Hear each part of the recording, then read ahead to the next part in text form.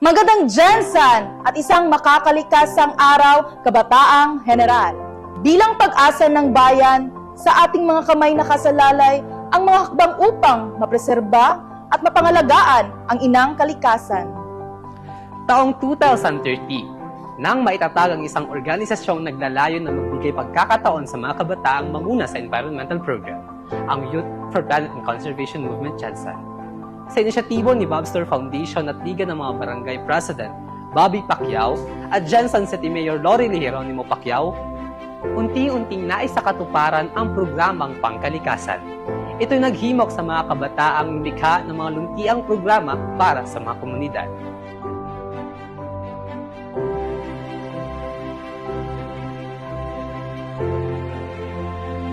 Ang Youth for Planet and Conservation Movement o YPCM ay nagsusulong ng advokasiyang mapangalagaan ang ating kalikasan.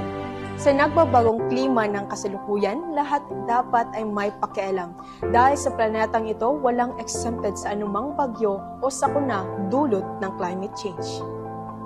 Bilang mga youth volunteers ng YPCM, layon din naming mabigyang pansin ang aspetong pangkalusugan at edukasyon ng tao.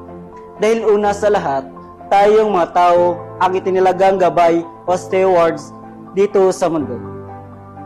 LGP, or Living in a Green Planet, ang mamuhay sa luntiang planeta, ito ang motibasyon naming mga YPCM youth volunteers upang mas mapaigting ang kampanyang Linis Ganda, Pagkakaisa ng lokal na pamahalaan ng General Santos sa pamumuno ni Mayor Lori Geronimo Pacquiao. Kaya naman, nasimula na ang mga makakalikasang programa ng Youth for Planet Conservation Movement sa iba't ibang barangay sa lungsod. At kung nais mong maging bahagi sa pagsusulong ng advokasiyang mapaglingkuran ang inang kalikasan tungo sa luntiang kinabukasan, makilahok at makialam.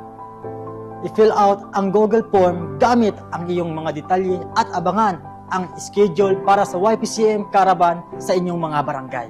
Imbitahan ang iyong mga kaibigan at barkada upang sama-sama nating pagtulungan at maisakatuparan ang mga luntiang programa tungo sa mas magandang Jensen. Tara na at makilahok, makialam at manindigan sa nag-iisang planetang kanlungan ng mga nilalang ng Diyos. Dahil ang buhay ay walang take two, ang lahat ng bagay sa mundo, lahat tayo ay magkaugnay. We only have one planet to live in. Let us all work together to protect our one planet Earth. Tama ka dyan, Gwen. Bilang mga YPCM volunteers, tulong-tulong tayong magmasid at gawin ang ating tungkulin bilang mga katiwala ng Diyos sa lahat ng kanyang nilikha dito sa mundo. Kalikasan, kalusugan, at edukasyon. Ito ang YPCM Jensen.